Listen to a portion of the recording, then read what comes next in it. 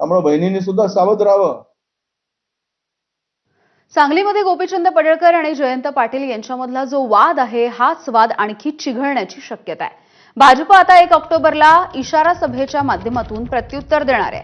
पवार गटाच्या महाराष्ट्र संस्कृती बचाव मोर्चाला प्रत्युत्तर दिलं जाईल.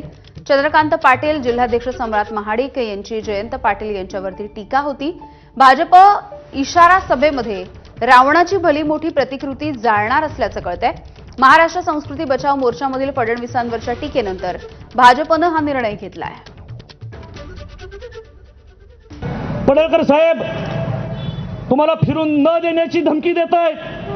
तुम्ही काळजी करू नका, हा सम्राट महाडिक तुमच्या बरोबर आहे. वाळवा तालुक्यात कुठल्या गावात जायचं आहे मला सांगा.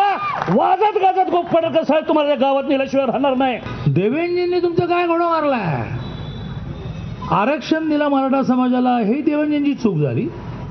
धनगर समाजाला आदिवासींचे सगळे सवलती दिल्या, ही देवेंजींची चूक झाली.